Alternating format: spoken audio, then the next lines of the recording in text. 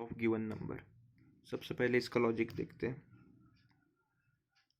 हमें सबसे पहले रिवर्स नंबर करने के लिए, जैसे कि 1 2 3 ऐसा नंबर दिया है, तो इसे पहले पार्ट्स में तोड़ना पड़ेगा। फिर पार्ट्स में तोड़ने के बाद 1 2 3 को उल्टा अरेंज करने पड़ेगा, 3 2 1। इसके लिए सिंपल लॉजिक है। सबसे पहले तो इंट टाइप का रिव वेरिएबल लेके उसको 0 इनिशियलाइज कर देंगे। उसके बाद एन टाइप एन लेंगे जिसमें अपन यूज़र से इनपुट लेंगे। फिर टेम्प लेंगे ऑपरेशन परफॉर्म करने के लिए। फिर temp equal to n mod 10। N mod 10 करने से होगा ये कि 1 2 3 अगर नंबर है तो इसका मॉड 10 किया अपन ने। मॉड ये परसेंट जो है मॉड के लिए यूज़ होता है। मॉड 10 किया तो इसका आंसर आएगा, जो लास्ट वाला नंबर है वो 3 जैसे कि। फिर अपन इसको ये अलग से है,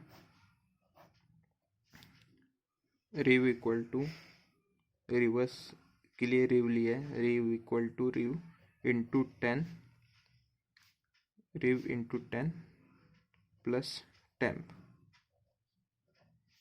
मीन्स अभी इसमें क्या होगा,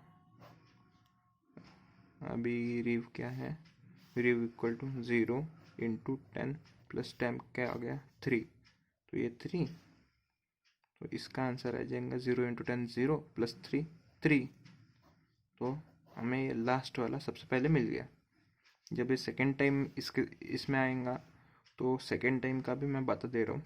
जैसे कि अभी सेकेंड टाइम जब ये ऑपरेशन परफॉर्म होगा उस वक्त ये 3 इंटू 10 प्लस जो कोई भी नंबर आया होगा, जैसे कि अभी 2 आएगा इसके बाद, ये रफ के लिए बता रहा हूँ सिर्फ।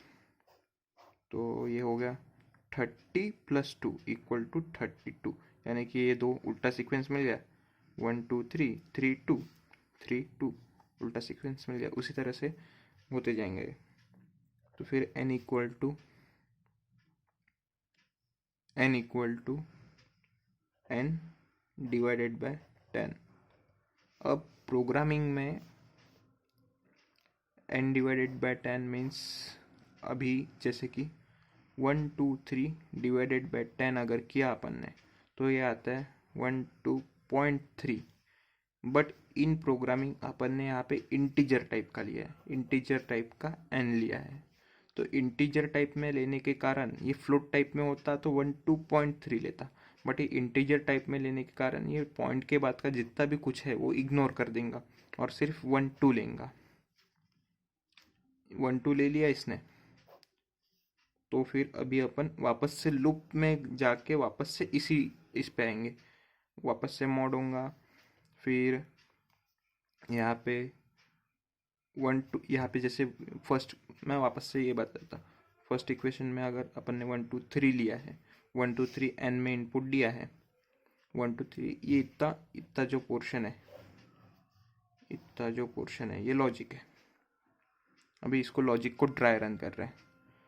n इक्वल टू 1 2 3 लिया तो इसके हिसाब से n मॉड 10 किया, n mod 10 temp equal to n mod 10। अब ये n मॉड 10 1 2 3 मॉड 10, ये हो गया 3, टेम्प इक्वल टू 3 सेट हो गया।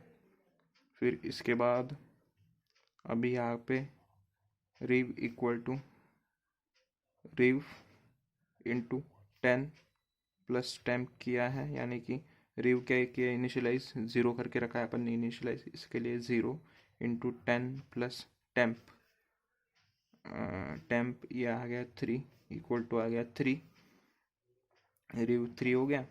फिर अभी n equal to n divided by 10। n कितना है, n है 1 2 3, 1 2 3 डिवाइडेड बाय 10, सॉरी फॉर वो मिस फ्रेम हो गया। n इक्वल टू 1 2 3 मॉड 10, 1 2.3 आ गया। तो ये इंटीजर होने के कारण n इक्वल टू क्या लेंगे 1 2, ये वापस से रिपीट होगा प्रोसीजर।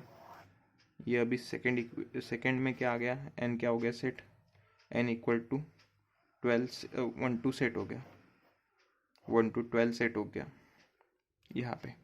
1 to 12 सेट हो गया।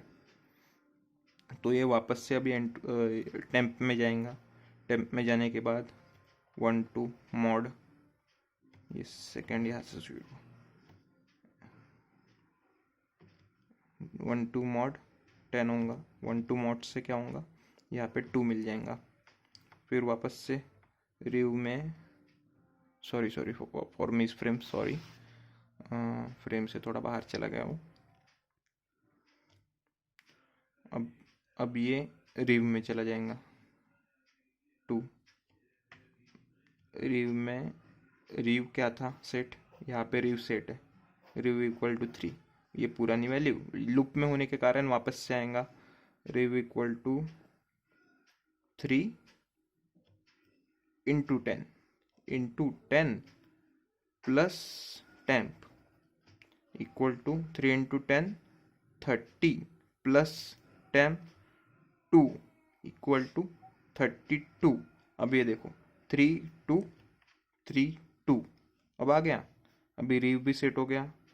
अभी यहाँ पे ये डिवाइड होगा फिर से, जैसे यहाँ पे डिवाइड हुआ था। n इक्वल टू अभी कितना था, n 1 2 divided by 10 equal to 1.2। ये इंटीजर होने के कारण ये 1 लेगा। अभी फिर से n इक्वल टू 1 सेट हो गया। तो अभी ये थर्ड वाले इसमें चला जाएगा। टेम्प तीसरे बार लूप चलेगा। Temp equal to n mod 10, तो 1 मॉड 10, 1 मॉड 10 क्या आएगा 1, सिंपल है 1 आएगा। तो फिर अभी टेम्प इक्वल टू 1 सेट हो चुका है। टेम्प इक्वल टू 1 सेट हो चुका है। फिर रेव equal two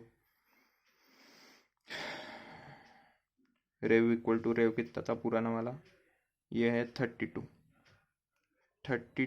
into 10 plus temp, मतलब टेम्प में क्या है 1 है, तो यहाँ पे सीधा 1 लिख लेते हैं, इतना लंबा नहीं लेते। Equal to 32 into 10 320 plus 1 equal to 321। Rev आ गया 321।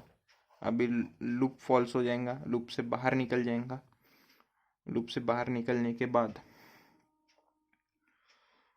बाहर निकलने के बाद अभी ये रिव इक्वल टू अपन जो ओरिजिनल वाला था, ओरिजिनल वाला n अपन ने कहीं पे तो भी सेट करना था, उसके लिए एक और वेरिएबल लेके रख देते यहाँ पे OR। ओरिजिनल में जो कुछ भी वैल्यू आएंगी वो ओरिजिनल में मीन्स यहाँ पे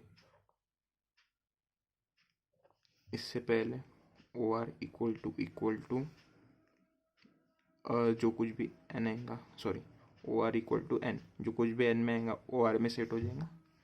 तो रिव इक्वल टू OR कर दिए तो अपने को ये आ जाएगा ट्रू। या फिर अपन ने रिव भी प्रिंट कर दिए, डायरेक्ट प्रिंट करना होगा तो ये OR सेट नहीं करना पड़ेगा, ओरिजिनल वैल्यू सेट नहीं करनी पड़ेंगी, डायरेक्ट प्रिंट करना होगा तो डायरेक्ट अपन प्रिंट करेंगे। प्रिंट में क्या प्रिंट करेंगे, प्रिंट एफ में अपन प्रिंट करेंगे सीधा रिवर्स एम्पलसेंड डी और रिव, सीधा प्रिंट हो जाएगा रिव इक्वल टू 3 2 1। ये हो गया रिवर्स ऑफ द नंबर। अब इसका प्रोग्राम लिखते हैं। ये तो लॉजिक समझ गया, अब इसका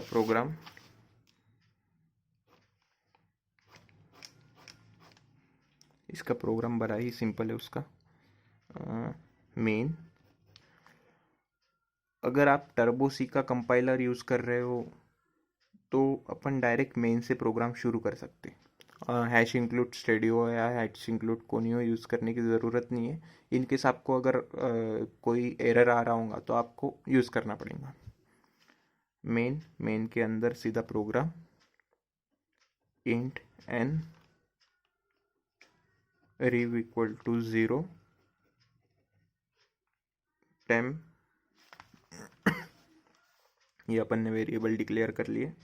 अगर क्लियर स्क्रीन करना होगा तो clear screen CLR SCR clear screen function से। फिर अपन प्रिंट करेंगे printf एंटर नंबर जो अपन यूज़र से इनपुट करेंगे। स्कैनफ से %d %n। फिर अपन यहाँ पे वाइल लूप लगाएंगे। While loop n not equal to 0। While के अलावा अपन कुछ दूसरा भी लूप लगा सकते हैं। दूसरा लूप वाला मैं अलग से वीडियो अपलोड कर दूंगा अगर मुझे कमेंट्स आए तो। फिर यहाँ पे temp equal to n mod 10। फिर rev equal to rev into 10 plus temp।